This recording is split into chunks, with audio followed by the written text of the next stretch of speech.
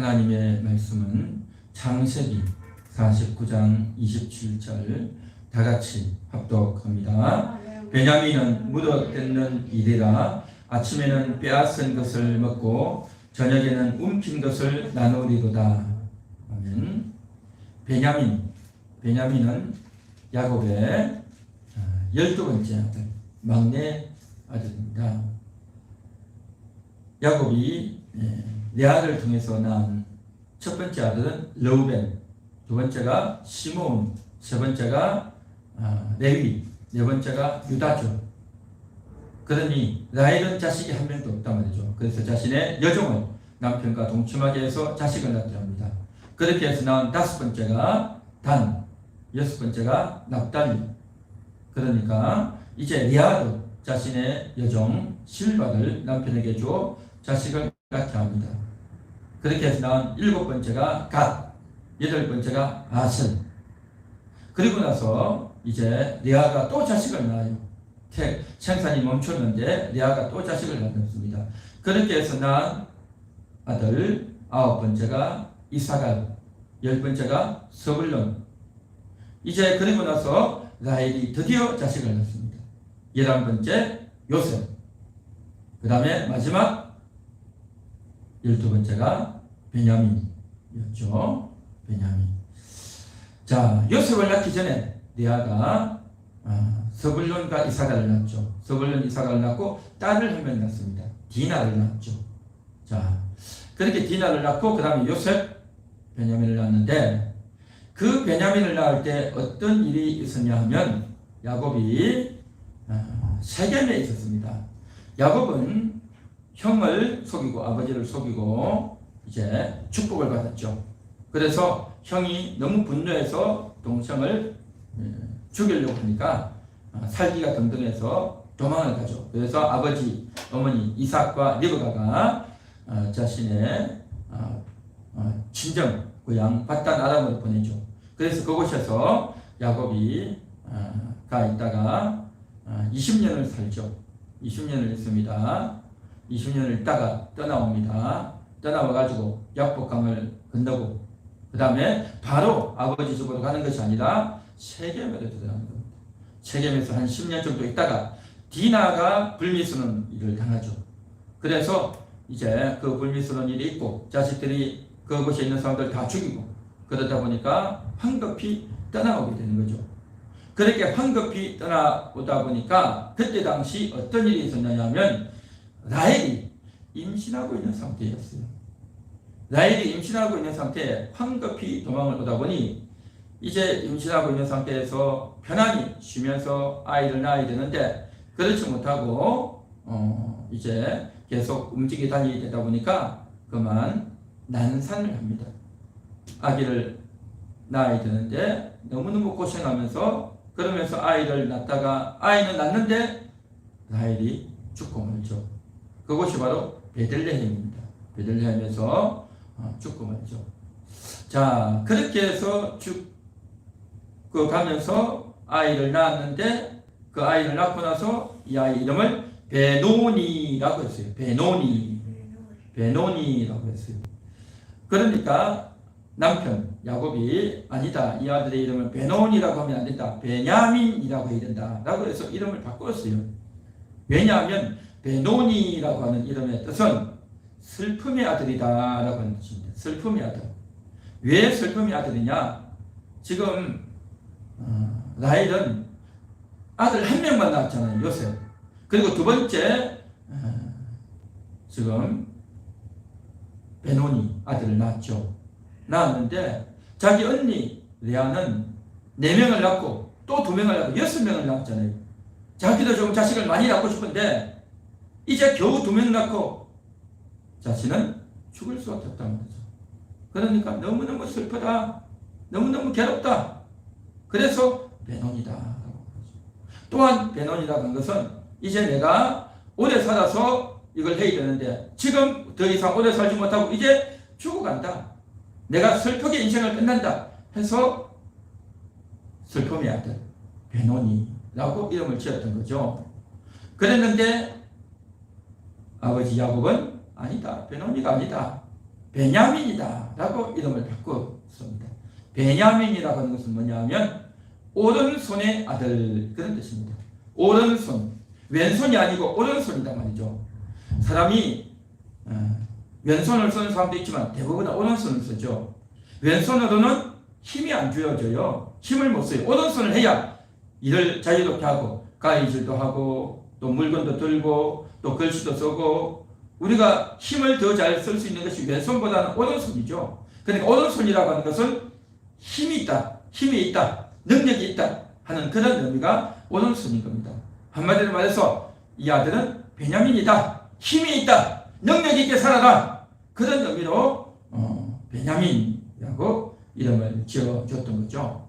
그래서 이 아들 베냐민은 가장 마지막에 태어난 12번째 아들, 막내죠. 막내, 야곱의 막내 아들이었습니다. 자, 그렇게 살다가 요셉이 이제 라헬의 아들이었던 요셉과 베냐민을 야곱이 가장 사랑하고 아꼈죠. 그래서 형이었던 요셉을 가장 먼저 아꼈죠. 그랬는데 요셉이 사라졌잖아요. 실종이 되어버렸죠. 그러니 죽은 줄 알았죠. 물론 나중에는 살아있었지만 죽은 줄 알고 야곱이 너무너무 슬퍼했는데 이제는 요셉이 없어지니까 베냐민에게 그 마음과 정이 다 갔단 말이죠. 그래서 전에도 몇 번 이야기했지만 애굽의 총리가 막내 아들을 데려오라 라고 해서 했는데 야곱은 절대 못 보낸다. 이 아들 내가 절대 보낼 수 없다 라고 했던 거죠. 그만큼 아꼈죠. 요셉이 떠나갔는데 이제 이 아들 베냐민마저도 일이 생기면 어떻게 할 거냐. 요셉도 떠나가서 실종되었고 살았는지 죽었는지 알 수 없고 아마도 죽은 것 같은데 베냐민까지 가면 어떻게 하느냐 해가지고 굉장히 아꼈습니다.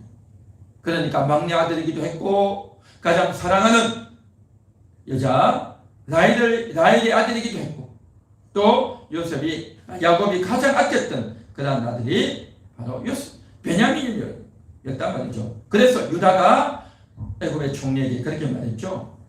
이 아들을 데려가지 않으면 이 아들을 아버지 집으로 데려가지 않으면 우리 아버지가 죽습니다. 우리 아버지가 죽습니다. 차라리 내가 남겠습니다. 라고 유다가 그렇게 고백할 정도 아니었습니까? 그래서 아버지와 아들이 딱 연결되어 있는 그러한 아들이 바로 베냐민. 가장 아꼈던 아들이 베냐민 아닙니까? 자, 그런데 그러한 이 12명의 아들들 중에서 가장 아꼈던 막내 아들 베냐민이었는데 그 베냐민에 대해서 뭐라고 축복합니까? 27절을 다 같이 한 번 더 읽어봅니다.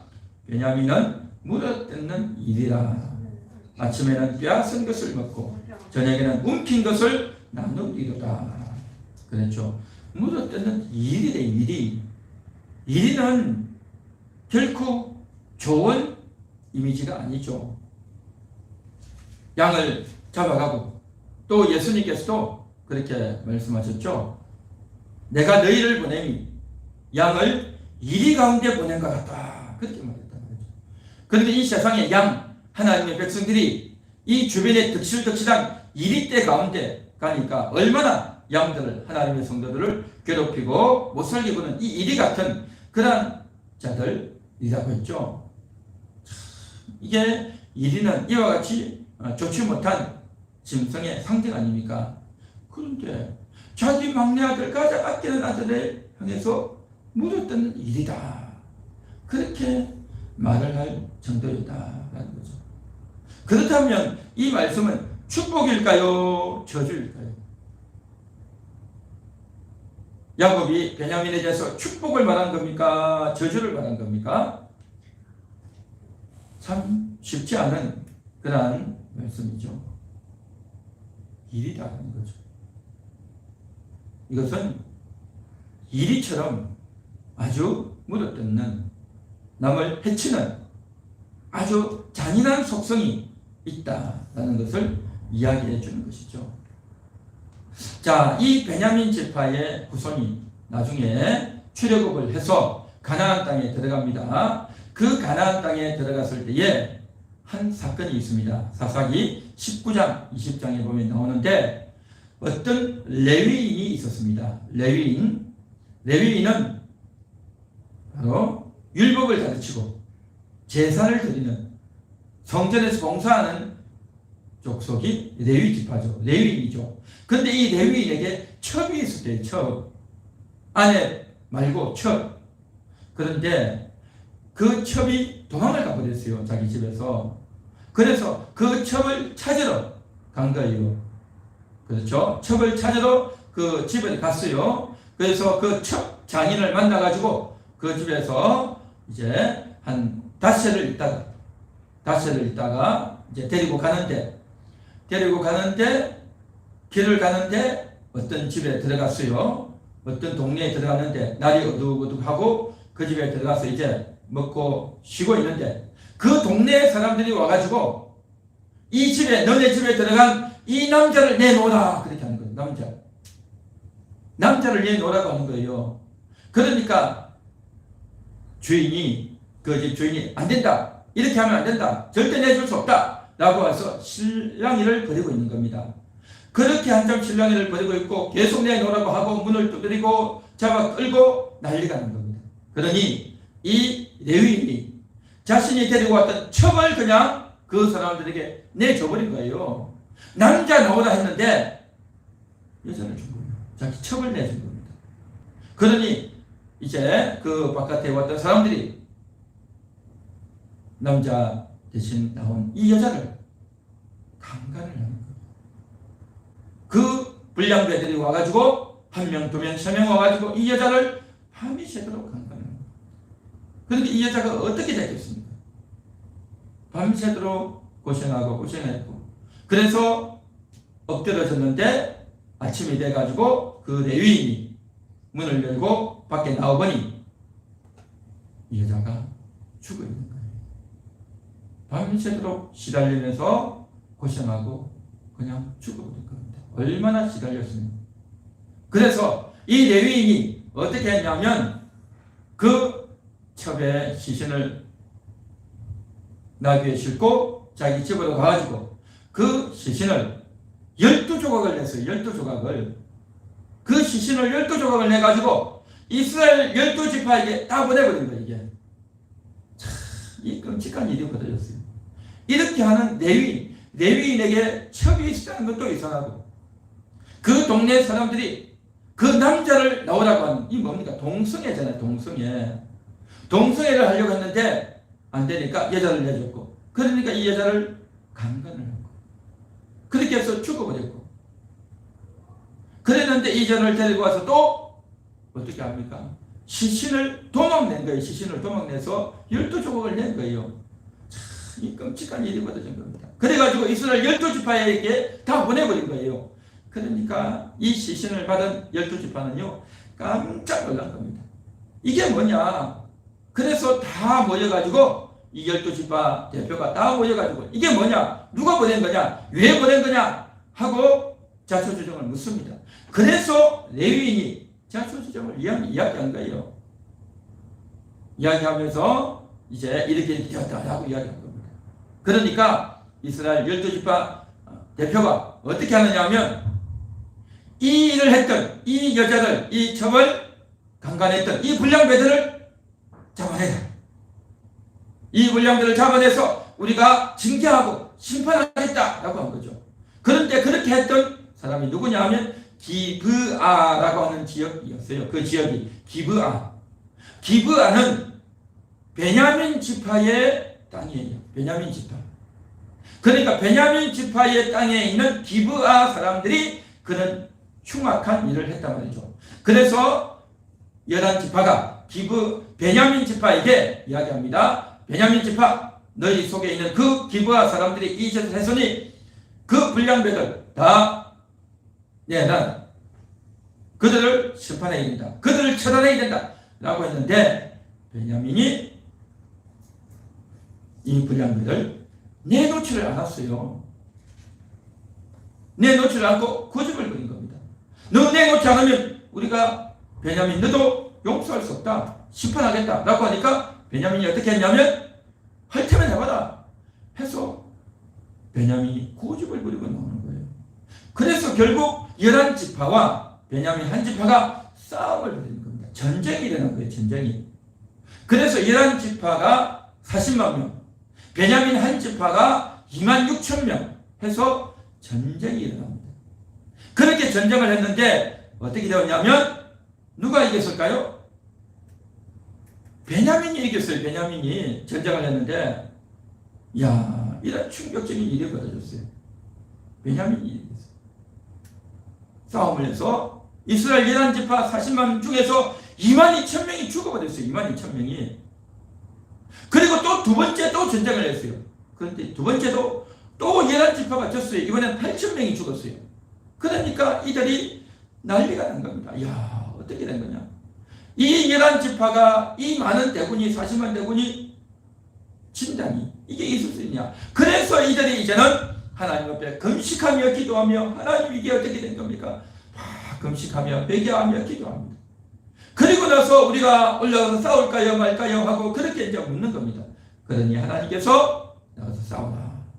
내가 너희와 함께 하겠다 해서 세 번째 전쟁을 붙어가지고 이제 드디어 베냐민 지파 2,600명을 지금 싹 정리를 하는 겁니다. 그래서 세 번 만에 이기게 되는 겁니다.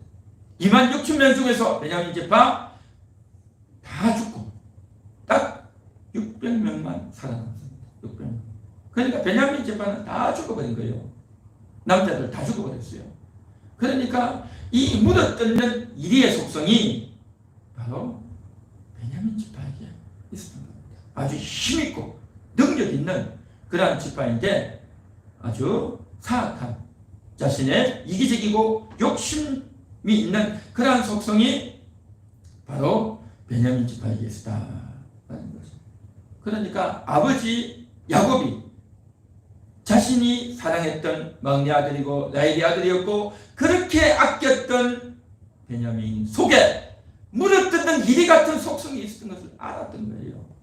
그래서 야곱이 그렇게 기도했고 또한 하나님이 주시는 감동으로 그렇게 축복했던 겁니다. 그러니까 내 속에는 물어뜯는 이리 같은 속성이 있다. 너 이거 잘 알아야 되고 이 부분을 가지고 하나님 옆에 무릎 꿇고 기도하고 날마다 그거 고쳐야 된다. 그거 바꿔야 된다 해서 하나님이 주신 경고인 거예요. 하나님께서 아버지 야곱을 통해서 베냐민에게 주셨던 경고가 바로 이 말씀이다. 물어뜯는 일이라는 거죠. 인간적으로 보면 육신적으로 보면 정말 좋은 말을 해주고 잘 되라고 해주고 정말 사랑하는 말을 해주고 싶지만 차마 그럴 수 없었다는 거죠. 그러니까 아버지가 기분에 따라서 이랬다 저랬다 하는 그런 말이 아니었던 거죠. 이 축복은. 그래서 경고를 주셨는데 그만 사사시대 때 경고를 받지 못했고 이들은 정말 부끄러운 일을 했던 지파가 베냐민 지파였다는 거죠. 이것뿐만이 아니에요. 그리고 나서 조금 후에 이스라엘 나라가 왕을 세우잖아요. 왕을 세웠는데 그때 제일 처음 세워진 왕이 누굽니까? 사울이죠. 그 사울이 어느 지파입니까? 베냐민 지파예요. 베냐민 지파. 그 사울이 나중에는 하나님께 불순종하고 거역하고 또 다윗을 죽이려고 그렇게 따라다니지 않습니까? 쫓아다니지 않습니까? 결국 죽이지 못하고 그가 그만 죽고 말죠. 너무나도 이기적이고 고집스러운 자신이 갖고 있는 그 힘과 능력을 엉뚱한 데 쏟아부었던 지파 베냐민 지파였단 말이죠. 하나님께서 우리에게 힘을 주시고 능력을 주시고 지혜를 주셨는데 이것을 가지고 이웃을 위해서 쓰고 하나님의 말씀에 따라 써야 되는데 그렇지 않고 자기 이기적인 욕심을 따라서 자기 고집스러운 마음을 따라서 쓰면 이건 뭐가 되느냐? 물어뜯는 이리 같은 속성이 된다는 겁니다. 이리 같은 속성. 그래서 베냐민이 막내로 이쁨받고 사랑받고 막내 같고 또 레아의 아들이었고 그렇게 했는데 이 막내가 가지고 있던 대체적인 속성이 뭡니까? 아주 고집스럽고 자기는 사랑받아야 되고 자기는 인정받아야 되고 아주 버릇없는 그렇죠? 아주 시험 잘하는 그런 아들이 막내 아닙니까? 그렇죠? 그러한 막내 기질을 가지고 고집스럽고 시샘하고 버릇없는 자기 이기적인 것, 자기만 챙기는 그러한 그 속성을 가지고는 안 된다라는 거였죠. 그런데 이것은요, 오늘날 우리들도 마찬가지입니다. 우리에게도 이런 물어뜯는 이리 같은 속성이 있을 수 있습니다. 겉으로는 아주 착해 보이고 온화해 보이고 유해 보이지만 그 속으로는 굉장히 강한 거예요. 속으로는 아주 이기적이고 아주 잔인하고 난폭하고 더러운 속성이 우리 가운데 있지 않냐 말이죠. 눈으로 상대방을 막 흘려보고, 그렇죠, 입에 말로 물어뜯는 이리처럼 말로 물어뜯는단 말이죠. 평상시는 아주 착하고 잘해요. 그런데 결정적인 순간이 오면, 사건이 생기면 그렇게 물어뜯는 이리 같은 일, 이게 베냐민에게 있었고 우리에게는 없냐 말이죠. 오늘 이 시간 하나님 말씀을 들으면서 나에게도 이런 더러운 속성이 있습니다 라고 깨닫고 발견한다면 오늘 하나님의 은혜가 여러분에게 임하게 되는 줄 믿습니다. 할렐루야. 그래서 하나님이 베냐민에게 주셨던 이 좋은 기질이 있지만 그 좋은 기질을 자기 마음을 잘 다스리지 못함으로 말미암아서 마이너스가 되고 저주스러운 그러한 행동을 할 수도 있고, 이 말씀을 듣고 주의하고 조심하면서 바꿀 수도 있다는 겁니다. 그래서 이 말씀을 베냐민에게 주신 이유가 뭐냐? 이 말씀을 듣고 들으면서 듣는 순간은 속상하고 기분 나쁘고 불쾌하고 좋지 못할 수 있지만, 내가 잘못하면 물어뜯는 이리가 될 수 있겠구나, 우리 베냐민 지파가 잘못하면 물어뜯는 이리가 될 수 있겠구나 늘 생각해서 자신을 죽이고 자신을 죽이려는 그러한 훈련을 하라고, 준비하라고, 그래서 경고해 주시는 말씀이 바로 이 말씀인 줄 믿습니다. 할렐루야. 한마디로 말해서 베냐민 지파에게는 아주 그 속에 지혜로움도 있고 용맹도 있고 담대함도 있고 힘도 있어요. 그래서 그 힘을 자기 자신을 위해서 쓰게 되면 어떻게 되느냐? 사울같이 되는 거예요. 자기가 갖고 있던 그 똑똑함과 왕권을 가지고 미워하고 다윗을 죽이려고 했던 그 사울같이 되는 거고, 그런데 이것을 남을 위해서 쓰면 어떻게 됩니까? 요나단같이 되는 거예요. 요나단이 누굽니까? 사울의 아들이죠. 사울이 베냐민 지파면 요나단은 어느 지파겠습니까? 요나단도 베냐민 지파죠. 아버지나 아들이나 똑같은 베냐민 지파예요. 그런데 아버지는 자기 이기적인 욕망을 가지고 다윗을 죽이려고 했고, 그의 아들 요나단은 다윗을 살려주고 위로해주고 권면해주는 그러한 아들이 됐단 말이죠. 어떻게 보면 아버지 사울이 죽으면 이제 내가 왕이 되어야 되는데 다윗이 왕이 되려고 하네? 그러면 다윗을 없애야지, 다윗을 죽여야지 라고 생각을 할 법하지 않겠습니까? 요나단이? 그런데 요나단은 그렇게 하지 않는 거예요. 나에게 올 수 있는 이 왕이 될 수 있는 기회를 버리고 하나님의 뜻이 다윗에게 있구나, 나는 왕 되지 않아도 좋다, 나는 하나님의 뜻을 따라서 살겠다 해서 오히려 그러한 다윗을 위로하고 권면하고, 아버지가 다윗을 죽이려고 한다는 걸 잘 알면서도 오히려 다윗이 피해서 도망가도록 도와주는 그 역할을 누가 합니까? 요나단이 하는 거예요. 이 경고를 제대로 듣지 않았던 아버지 사울, 이 경고를 듣고 주의하고 조심했던 요나단, 하나님이 이 계명을 주신 이유가 바로 여기에서 사울과 요나단에서 분명히 드러나지 않습니다. 오늘도 이 경고를 듣고 주의하고 조심하는 그러한 저와 여러분 되시기를 축원합니다. 축원합니다. 자, 이렇게 하나님의 말씀을 잘 못 듣는 경우도 있지만 그렇지 않은 경우도 있어요. 바로 이스라엘 백성들이, 유다 백성들이 바벨론의 포로가 되어서 끌려갔습니다. 그래서 그곳에서 살고 있는데 바벨론이 이제 나중에 망하죠. 바벨론이 망하고 그 나라를 바사, 페르시아가 접수를 해서 페르시아가 통치하게 되죠. 그 페르시아 임금 아하수에로 왕 때에 있었던 사건입니다. 그때에 왕비로 들어갔던 여자가 에스더죠. 에스더가 왕비로 있을 때에 그 나라의 총리가 하만이었습니다.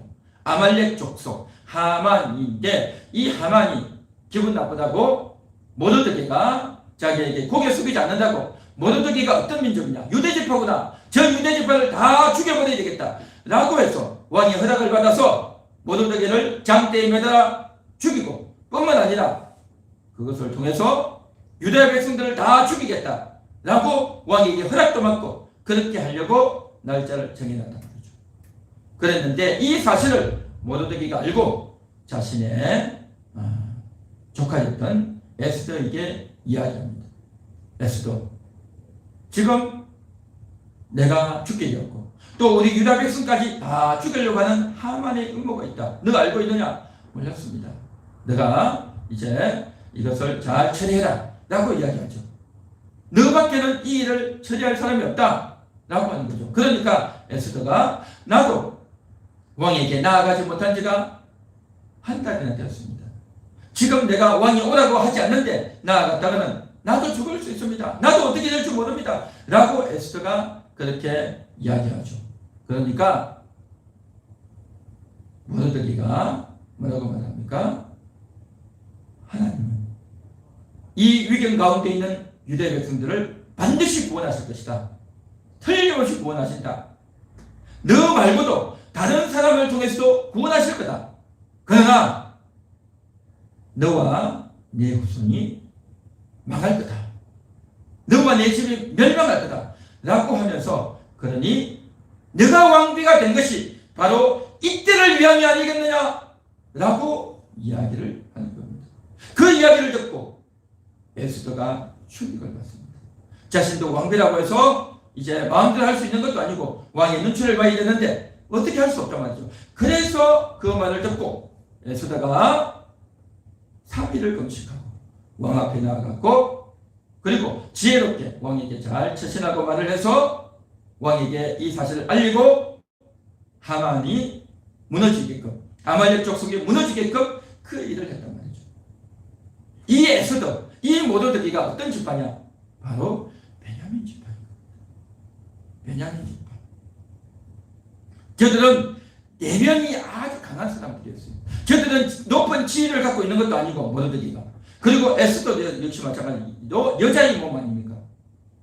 그런데 이 나라의 총리가 왕의 구원을 입고 유대 백성들을 다 죽이려고 하는 이 상황 가운데서 정말 하나님께 기도해서, 하나님을 의지해서 이 유대 민족을 구원하기 위해서 금식하며 기도하며 나아갔다는 겁니다.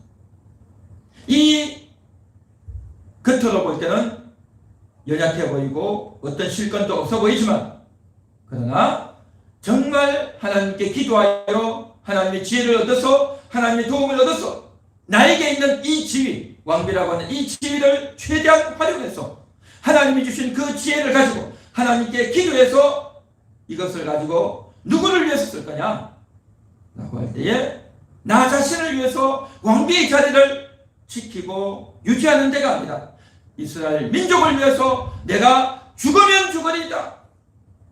왕이 나를 받아주지 않고 왕이 나를 내쳐버리고 내가 죽어버리고 한달치라도 내가 가겠습니다 하고 죽을 각오를 하고 달려갔던 겁니다. 이것이 바로 에스더가 죽으면 죽으리이다 하는 겁니다. 그만큼 쉽지 않은, 위험할 수 있는 그러한 상황이었다라는 거죠. 그렇습니다. 오늘날 우리들도 겉으로는 아주 연약하고 나이도 많고 또 배운 것도 없고 또 지위도 없고 명예도 없고, 그렇지만 우리 속에는 얼마든지 결정할 수 있어요. 내가 돈을 어디에 쓸지, 우리 집안의 문제를 어떻게 선택할지, 어떤 결정을 할지, 그러한 결정을 해야 될 때가 올 때에, 그때에 우리가 어떤 결정을 하느냐 말이죠. 나를 위해서 결정하느냐, 내 자존심, 내 명예, 내 기분, 내 고집을 위해서 하느냐, 아니면 다른 사람의 유익과 다른 사람의 편리를 위해서 그렇게 사느냐 하는 거죠. 나를 위해서 결정하고 선택하면 어떻게 되겠습니까? 나의 고집을 위해서, 나의 사악함을 위해서, 나의 욕심을 위해서, 나의 이기적인 마음을 위해서 결정을 하는 거예요. 이게 바로 사울의 결정이었고, 또 베냐민 지파가 그 죄인들을 내놓지 않고 싸우려고 했던 그런 결정이었죠. 그에 비해서 남을 위하고 이웃을 위한 결정은 어떤 결정입니까? 아주 겸손한 태도로, 온유한 태도로 대하는 거죠. 남을 배려하는 태도, 깨끗한 마음, 성결한 마음으로 대하는 태도, 이게 바로 남을 위한 태도인 거죠. 그래서 정말 하나님이 나에게 엄청난 것을 주셨단 말이죠.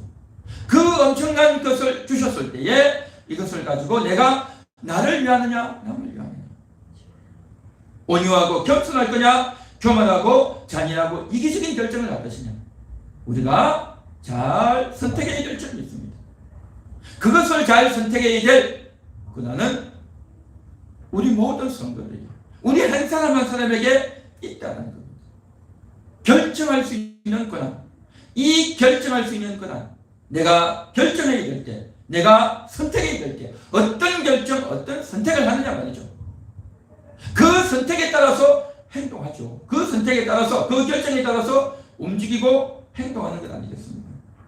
그때에 바로 묻어뜯는 이리 같은 행동을 했다면 베냐민 지파에 좋지 못한 것을 본받겠죠. 그러나 이것을 경고를 받고 바꾸어서 하나님의 뜻을 이루기 위해서 산다면 그야말로 아름다운 결정이요, 또 나중에도 복된 그러한 결정이 될 줄 믿습니다.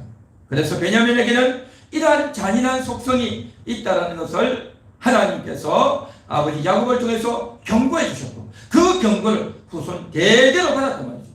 후손 대대로 베냐민 지파는 이것을 받으면서 날마다 생각하며 새겨야 되는 겁니다. 묻어뜯는 이리 같은 속성이 나겠구나, 묻어뜯는 이리 같은 속성이 나겠구나, 그걸 인정하고 받아들여야 됩니다. 여러분은 어떻습니까? 여러분에게는 이런 속성이 없습니까? 남들은 나를 다 착하다 그러고, 남들은 나를 다 좋은 사람이라 그러고, 부드럽고 온유하다라고 그렇게 말을 합니까? 그런데 결정적인 순간이 되면 나도 모르게 고집을 부리고 화를 내고 짜증을 부리고 내 마음대로 하는 그런 때 여러분 없습니까? 오늘 이 시간 우리 자신을 내려놓고 정말 하나님 앞에 겸손히, 내가 죄인입니다, 내가 사악한 자입니다, 내가 이리 같은 그런 자입니다, 그렇게 인정하고 고백한다면 하나님의 은혜가 임하게 될 줄 믿습니다. 할렐루야, 할렐루야.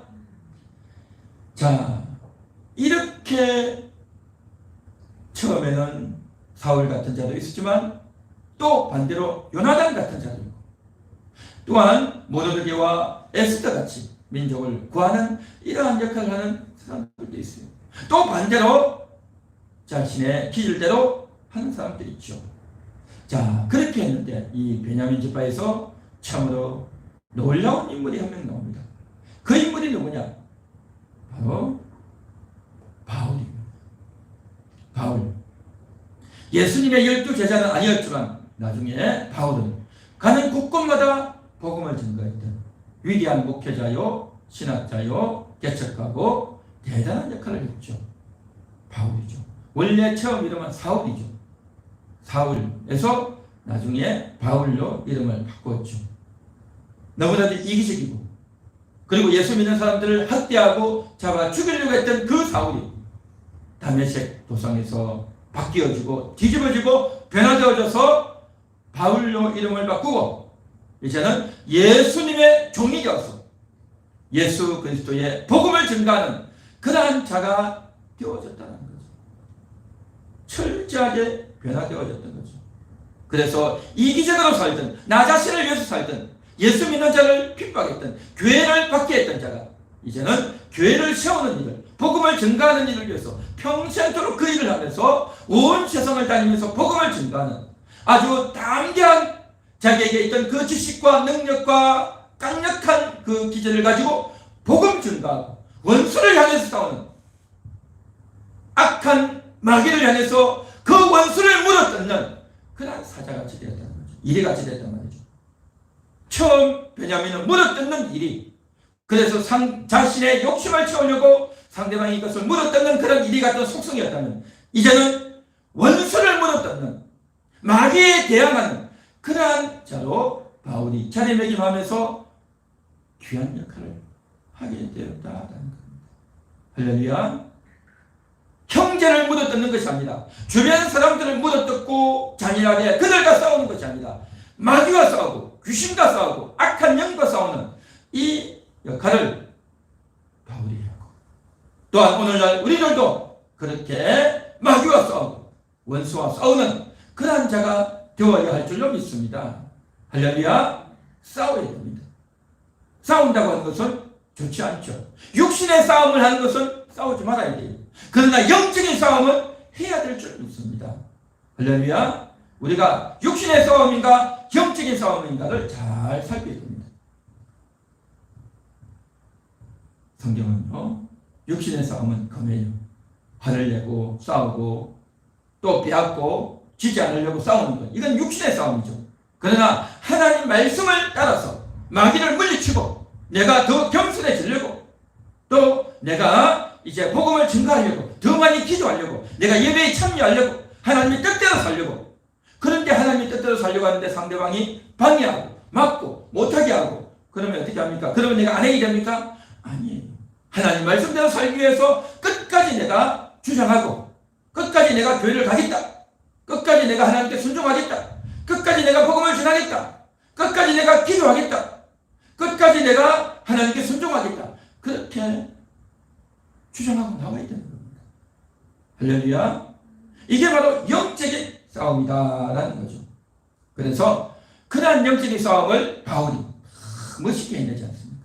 오늘날 우리들도 이제 무너뜨는 일이 되어서 육신의 싸움을 하는 것이 아니라 영적인 싸움을 하는 그러한 저와 여러분 될 수 있기를 주님의 이름으로 축원합니다. 축원합니다. 자, 그렇게 해서 이제 베냐민이 달라지죠. 처음에는, 초반기에는 베냐민이 그 변화되지 않는 기질로 말미암아서 좋지 못한 모습이 나타났지만, 나중에는 그 베냐민이 변화되어집니다. 그 베냐민이 변화되어지고 회개해서 놀라운 역할을 하게 되었는데, 이 베냐민에 대한 하나님의 마음이 또 있어요. 우리 성경을 다 같이 한번 찾아봅니다. 신명기 33장 12절입니다.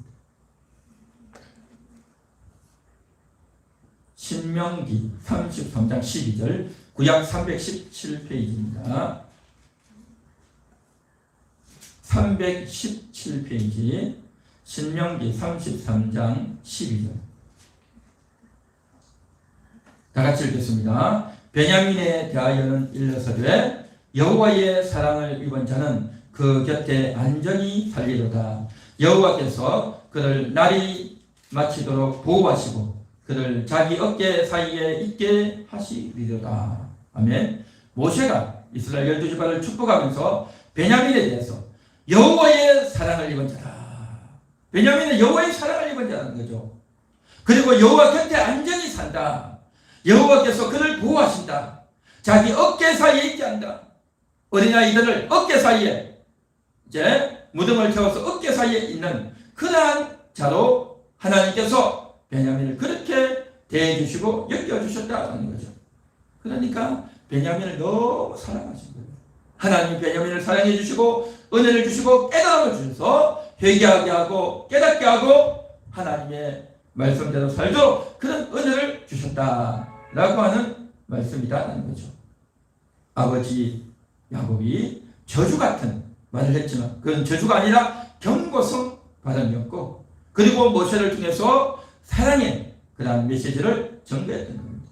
그래서 각 후손들이 이 말씀을 듣고 야곱의 경고성 발언, 모세의 이 사랑의 발언을 저들은 듣고 마음에 새기면서 저주처럼 보이지만 그것을 마음에 새기고 조심하면서 복으로 바꿔내는 그 일을 베냐민 집합이 했다는 거죠. 그러나 이 말씀을 듣고 복으로 바꿔내지 못하면, 이 말씀을 마음에 새겨서 복으로 바꿔내지 못하면 사사시대 베냐민 집합처럼 사울처럼 그렇게 되는 겁니다. 복으로 받고 내면 요나단 같이 될 수 있고, 또한 모르드게와 에스더 같이 될 수 있고, 바울처럼 될 수 있다라는 거죠. 여러분은 어떤 사람이 되고 싶습니까? 경고를 무시하고 번거를 모르고 묻어뜯는 이리 같은 인생이 되고 싶습니까? 아니면 경고를 듣고 나 자신을 죽이고 혈기와 욕망과 더러움을 죽이고 바뀌어지는 하나님의 사랑받는, 하나님과 동행하는 그러한 사람이 되기를 원하십니까? 두 번째겠죠.